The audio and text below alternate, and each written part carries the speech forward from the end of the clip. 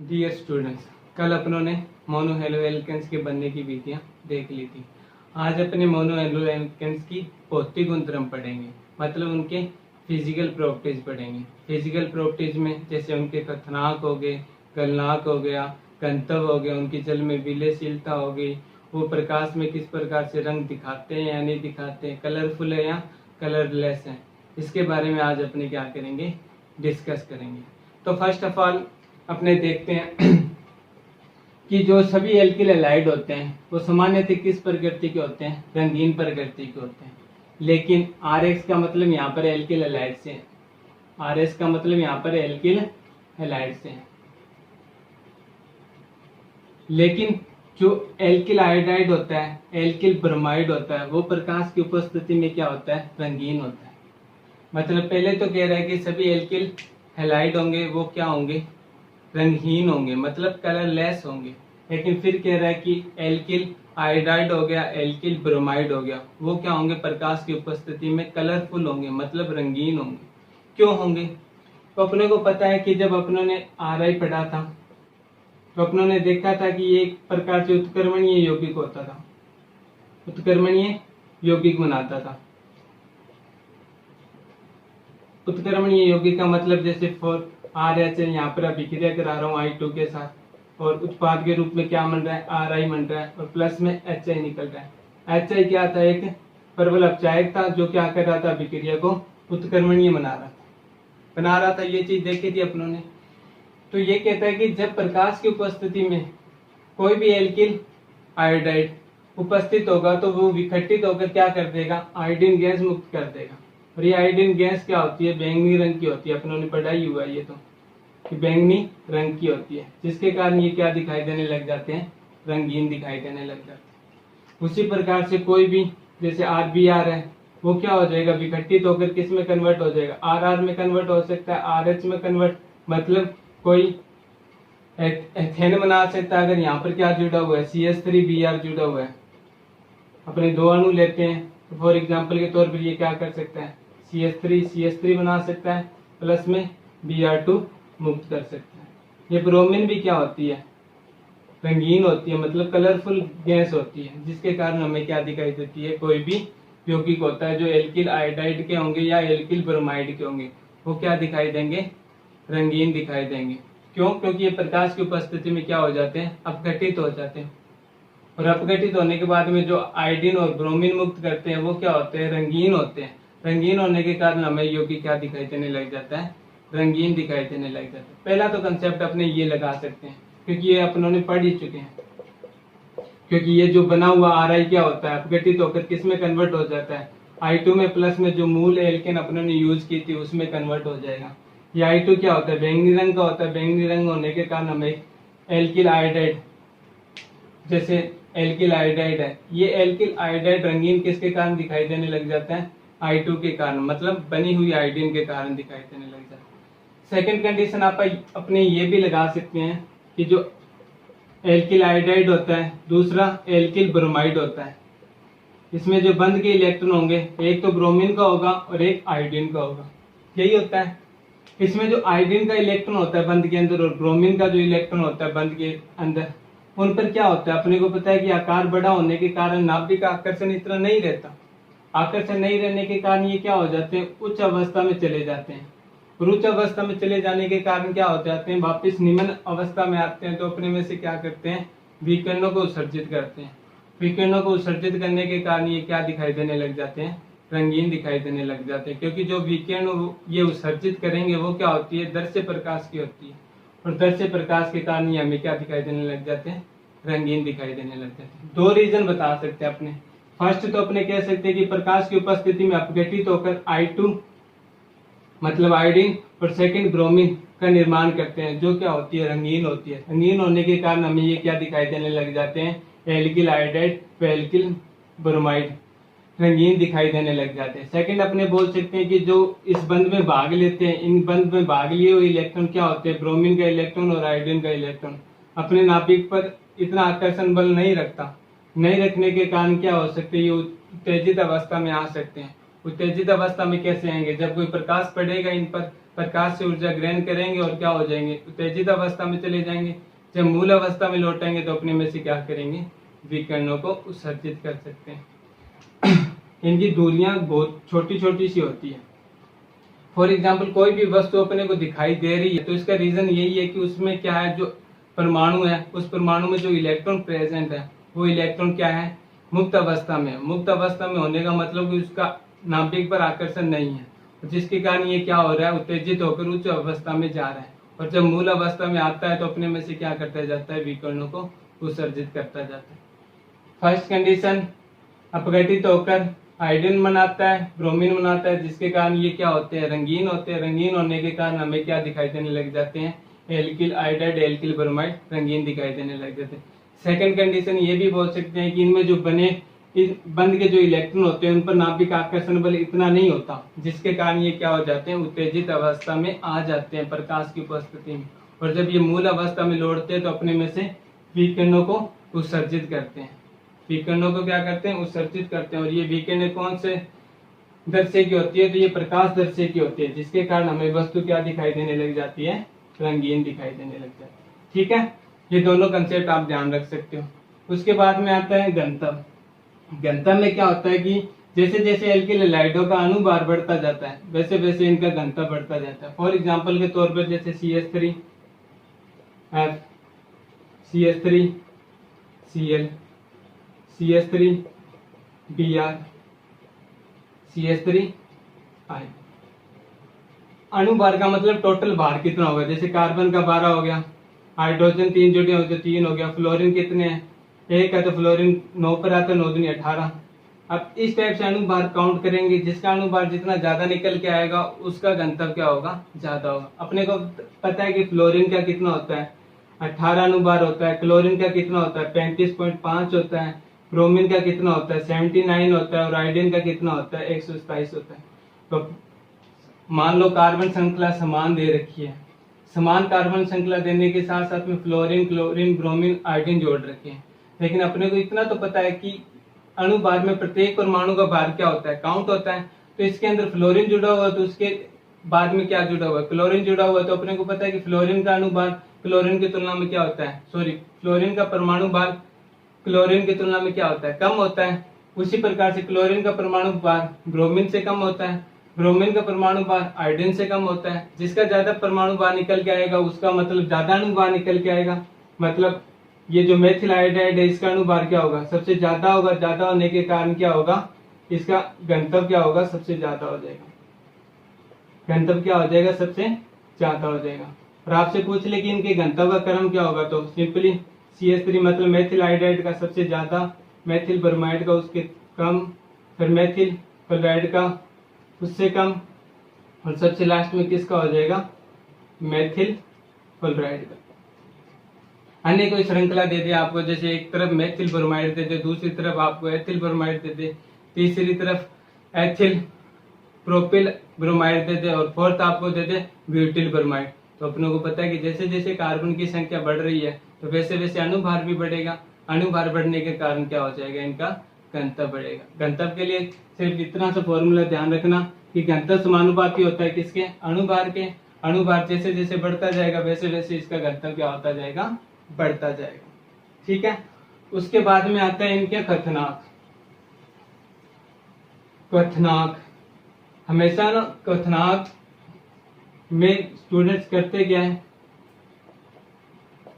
क्वथनांक का मतलब समझ लेते हैं कि जो RI होता है, इनके बीच में जो बंध है, इस बंध को तोड़ने के लिए जो ऊर्जा होती है उसे क्वथनांक कहते हैं। लेकिन ये रॉन्ग होता है।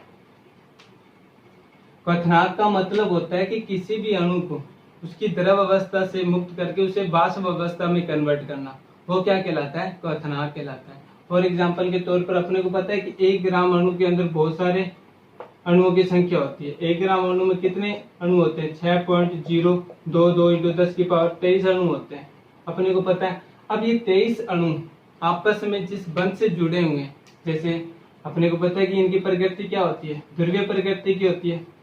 ध्रुवीय प्रकृति का होने का मतलब क्या है, जैसे कार्बन है, इसके साथ में हाइड्रोजन जुड़े हुए थे, इस पर चार्ज कौन सा आ जाएगा, पॉजिटिव का। इसका चार्ज कौन सा आ जाएगा, नेगेटिव का। क्यों आएगा, क्योंकि फ्लोरीन की विद्युत ऋणता क्या होती है, ज्यादा होती है। ज्यादा होने के कारण ये बंध के इलेक्ट्रॉन को अपनी ओर आकर्षित कर लेता है। अब इसी के समीप कोई दूसरा फ्लोरीन अणु यानी मेथिल फ्लोराइड अणु प्रेजेंट है, तो वो क्या करेगा, इसके साथ किस आकर्षण से बंधेगा, द्विध्रुव आकर्षण से बंधेगा ना, जो अपनों ने 11वीं में पढ़ा था। द्विध्रुव आकर्षण बंध से ये क्या होगा, बंधेगा, मतलब डाइपोल मूवमेंट से ये क्या हो जाएगा, आपस में बन जाएंगे अणु। अब इस बंध को तोड़ने के लिए और इस अणु को मुक्त करने के लिए जो एनर्जी चाहिए होगी उसे अपने क्या बोल देते हैं, क्वथनांक बोल देते हैं। ठीक है, और क्वथनांक का क्रम क्या होगा, तो पहले क्वेश्चन यही पूछता है कि एल्किल हैलाइडों के क्वथनांक होते हैं या गलनांक होते हैं, वो जनक एल्केन की तुलना में क्या होते हैं, अधिक होते हैं। क्यों कि एल्किल हैलाइड के क्वथनांक व गलनांक जनक एल्केन मतलब किस एल्केन से बने, जैसे फॉर एग्जांपल अगर ये मेथेन है, इसके साथ में आपको क्या देते हैं, CH3Cl देते हैं, कि मेथेन और मेथिल क्लोराइड में क्वथनांक किसका ज्यादा होगा और क्यों, तो अपने कहेंगे कि मेथिल क्लोराइड का गलनांक क्वथनांक क्या होगा, ज्यादा होगा। क्यों होगा, क्योंकि इसके अंदर इसकी प्रकृति क्या होती है, ध्रुवीय प्रकृति होती है। ध्रुवीय प्रकृति होने के कारण इनमें द्विध्रुव टाइप का आकर्षण बंध पाया जाता है, और इस आकर्षण बंध को तोड़ने के लिए क्या करना पड़ता है, ज्यादा ऊर्जा की आवश्यकता पड़ती है। ज्यादा ऊर्जा की आवश्यकता पड़ने के कारण इनका क्वथनांक क्या हो जाता है, मूल जो मेथेन है उससे क्या हो जाता है, ज्यादा हो जाता है। जबकि इन यौगिकों की कोई किसी भी प्रकार की ध्रुवीय प्रकृति नहीं होती, जिसके कारण इसमें किसी भी प्रकार का इस टाइप का आकर्षण बंध नहीं पाया जाता। नहीं पाने के कारण इनका क्वथनांक क्या हो जाता है, मेथिल क्लोराइड से कम हो जाता है। उसके बाद में आपको ये भी बोल दें कि इनके बढ़ते हुए क्वथनांकों का क्रम लिखिए। ये तो अपनों ने एल्केन व एल्किल क्लोराइड की तुलना करके देख ली, फिर आपको एल्किल आयोडाइड की दे दें, मतलब एल्किल फ्लोराइड दे दें, एल्किल क्लोराइड दे दें, एल्किल ब्रोमाइड दे दें, और फिर एल्किल आयोडाइड दे दें। एल्किल का मतलब यहाँ पर मेथिल लिख रहा हूं तो मैं मेथिल समझना इसे। मेथिल फ्लोराइड दे दें, मेथिल क्लोराइड दे दें, और मेथिल ब्रोमाइड और मेथिल आयोडाइड, और बोले पूछे आपसे कि इनके बढ़ते हुए क्वथनांकों का क्रम लिखिए। तो अपनों ने 11वीं के अंदर ही पढ़ा था, कौन सा चैप्टर था, P ब्लॉक वाला और S ब्लॉक वाला, दोनों चैप्टर पढ़ा था। उसके अंदर क्या था कि जैसे जैसे वर्ग में ऊपर से नीचे जाते हैं, जैसे जैसे वर्ग में ऊपर से नीचे जाते हैं, आकार बढ़ने के साथ क्या होता जाता है, आकार बढ़ने के साथ क्या होता जाता है, आकार व अनुभार बढ़ने के साथ क्या होता जाता है, क्योंकि वर्ग में ऊपर से नीचे जा रहे तो अपने को पता है कि आकार भी बढ़ेगा और अनुभार भी बढ़ेगा। जैसे फ्लोरीन का आकार सबसे छोटा होता है, फिर क्लोरीन का, फिर किसका होता है, ब्रोमीन का, फिर आयोडीन का, फिर इनका अनुभार भी क्या होता जाता है, बढ़ता जाता है। आकार और अनुभार बढ़ने के साथ साथ क्या होता जाता है, वान डेर वाल्स बल बढ़ते जाते हैं। वान डेर वाल्स बल क्या होते जाते हैं, बढ़ते जाते हैं। वान डेर वाल्स बल बढ़ने के कारण इनका क्वथनांक क्या होता जाता है, बढ़ता जाता है। क्यों, वान डेर वाल्स बल क्या होता है, अपने को पता है कि वर्ग में जैसे ऊपर से नीचे जाएंगे एक सरफेस एरिया बढ़ेगा, सरफेस एरिया बढ़ेगा तो जिसके कारण क्या होगा कि ज्यादा आकर्षण बल लगाने के लिए ज्यादा एरिया मिलेगा, जिसके कारण क्या होगा, मजबूती से बंधेंगे, और मजबूती से बंधने के कारण क्या हो जाएगा, इनका क्वथनांक क्या हो जाएगा, ज्यादा हो जाएगा। या फिर सिंपल सी लैंग्वेज इतना ही लिखना कि वर्ग में ऊपर से नीचे जाने से आकार बढ़ता है और अनुभार बढ़ता है। अनुभार बढ़ने के कारण क्या हो जाता है, वान डेर वाल्स बल बढ़ता है, और वान डेर वाल्स बल बढ़ने के कारण क्या हो जाता है, इनके क्वथनांक बढ़ते हैं। तो सबसे ज्यादा क्वथनांक किसका हो जाएगा, मतलब मेथिल आयोडाइड का हो जाएगा, उसके बाद में मेथिल ब्रोमाइड का हो जाएगा, फिर मेथिल क्लोराइड का हो जाएगा, और लास्ट में किसका हो जाएगा, मेथिल आयोडाइड का हो जाएगा। रीजन, आकार तथा अनुभार बढ़ने पर क्या होता है, वान डेर वाल्स बल बढ़ते हैं। यहाँ तक तो कंप्लीट है। उसके बाद में आपसे ये पूछ लें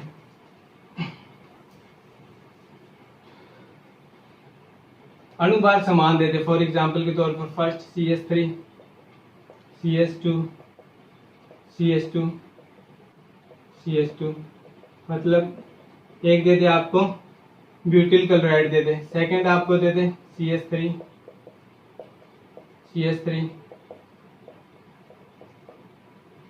हाइड्रोजन लगा दिया, एक आपको दे दे ब्यूटिल क्लोराइड, दूसरा आपको दे दे 1 क्लोरो 2 मेथिल प्रोपेन। तो तीसरा आपको दे दे CH3 CH3 CH3 CH2 Cl। मतलब तीनों का कुल मिला के क्या आता है, अणुभार समान निकल के आता है, कौन सा, C4H9 और Cl। लेकिन इनकी संरचना क्या दे दी आपको, भिन्न भिन्न दे दी। जैसे इसे बोलते हैं ब्यूटिल क्लोराइड, इसको क्या बोल देंगे, 2 पर आ रहा है 1 क्लोरो 2 प्रोपेन बोल देंगे, इसको क्या बोलेंगे 1 क्लोरो 2 डाई प्रोपेन बोलेंगे। इस टाइप से आपको यौगिक दे दें और पूछें कि इनकी बढ़ते हुए कथनांकों का क्रम क्या होगा, तब कैसे करोगे आप। तो देखो इनके लिए एक सिंपल सी कंडीशन है कि जैसे जैसे समावेवी यानी शाखा बढ़ती जाती है, जैसे जैसे क्या होती जाती है, शाखा बढ़ती जाती है, वैसे वैसे क्या होती जाती है, इनके अणु का आकार क्या होता जाता है, गोल होता जाता है। फॉर एग्जाम्पल के तौर पर ये एक टाइप से गोल टाइप की आकृति बना रहा है, ये एक टाइप से गोल टाइप की आकृति बना रहा है, और ये एक टाइप से किसकी आकृति बना रहा है, चौरस आकृति बना रहा है। जैसे जैसे क्या होता जाता है, शाखा बढ़ती जाती है, वैसे वैसे अणु की आकृति क्या होती जाती है, गोल होती जाती है।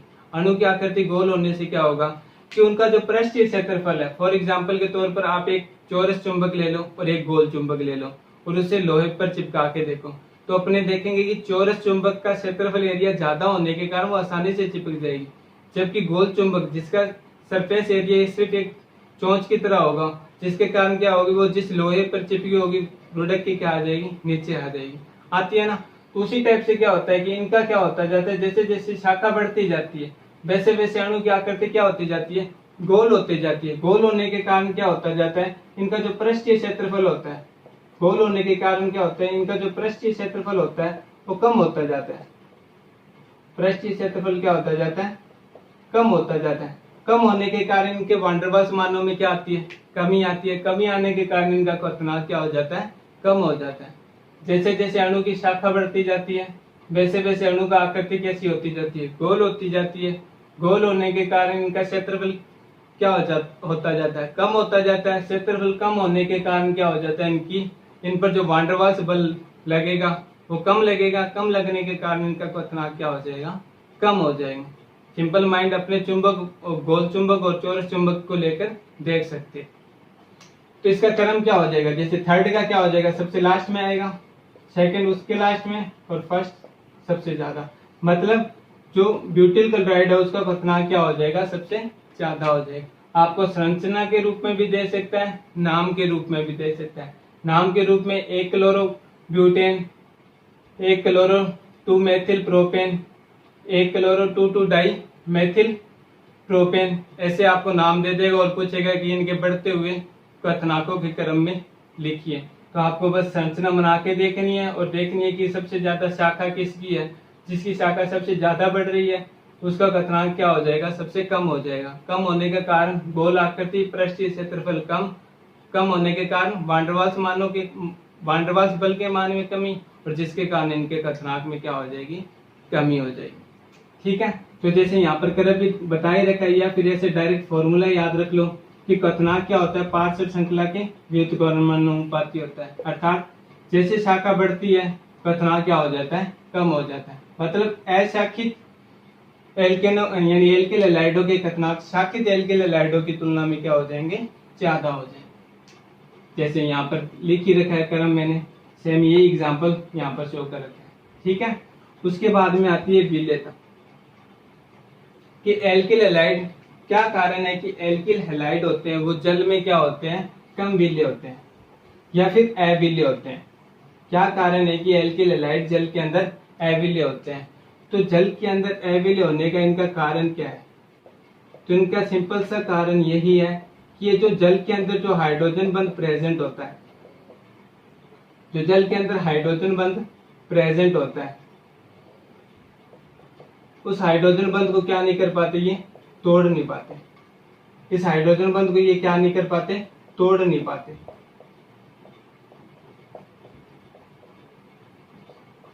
अपने को पता है कि किसी भी एक पदार्थ की दूसरे पदार्थ में विलेयता तभी संभव होगी जब वो दूसरे पदार्थ में उपस्थित जो बंध है उस बंध को तोड़कर एक नया बंध बनाए। लेकिन इसमें क्या होता है, जो एल्किल हैलाइड होता है जो एल्किल हैलाइड होता है वो एल्किल हैलाइड क्या नहीं कर पाता, इस बंध को, जो हाइड्रोजन बंध है हाइड्रोजन बंध को तोड़ नहीं पाता, जिसके कारण क्या हो जाता है ये जल में अविलयशील रहता है। या फिर सिंपल लैंग्वेज में ऐसे ही बोल सकते हैं कि ये एल्किल हैलाइड होते हैं वो जल के साथ क्या नहीं कर पाते, हाइड्रोजन बंध नहीं बना पाते। दो रीजन दे सकते हैं इसको अपने। फर्स्ट अपने बोल सकते हैं कि किसी भी पदार्थ की दूसरे पदार्थ में, मतलब कोई एक पदार्थ है, जैसे यहाँ पर ही अपने ले लिया जल ले लिया, दूसरा पदार्थ कौन सा है, एल्किल हैलाइड ले लिया। किसी एक पदार्थ की दूसरे पदार्थ में विलयता तभी संभव होगी जब वो दूसरे पदार्थ में उपस्थित बंध, कौन सा बंध, यहाँ पर हाइड्रोजन बंध है, को तोड़कर क्या करें, एक नया बंध बनाए। नया बंध मतलब हाइड्रोजन बंध बनाए, नया बंध बनाए, तभी वो क्या होगा, उस जल के उसके अंदर क्या होगा, विलयशील होगा। लेकिन इसमें क्या होता है कि जो एल्किल हैलाइड होता है वो जल के अंदर जो हाइड्रोजन बंध प्रेजेंट है उस हाइड्रोजन बंध को क्या नहीं कर पाते, तोड़ नहीं पाते, इतनी इनके पास एनर्जी नहीं होती। एनर्जी नहीं होने के कारण ये क्या नहीं कर पाते, बंध को तोड़ नहीं पाते और जल के अणुओं के साथ क्या नहीं कर पाते, हाइड्रोजन बंध का निर्माण नहीं कर पाते, जिसके कारण ये क्या होते हैं, जल में अविलय होते हैं। बस सिंपल सा रीजन सिर्फ इतना सा ध्यान रखना कि ये जल के साथ क्या नहीं कर पाते, हाइड्रोजन बंध नहीं बना पाते। या फिर आप लिख सकते हो कि जल के साथ क्या नहीं, जल के अणुओं के साथ क्या नहीं कर पा सकते, हाइड्रोजन बंध को तोड़ नहीं पाते। अब ये जल में विलय नहीं है तो फिर किस में विलय होंगे, बेंजीन, ईथर, इनमें क्या होते हैं, ये घुलनशील होते हैं। क्वेश्चन पूछा भी जाता है हाफ नंबर के अंदर, तो रीजन इतना ही लिखोगे कि ये जल में उपस्थित हाइड्रोजन बंध को तोड़कर सभी हाइड्रोजन बंध का निर्माण करने में असक्षम होते हैं, जिसके कारण ये क्या रहते हैं, जल में अघुलनशील रहते हैं। फिजिकल प्रॉपर्टीज में यहाँ तक कंप्लीट होता है। कल अपने केमिकल प्रॉपर्टीज पढ़ेंगे। Thank you.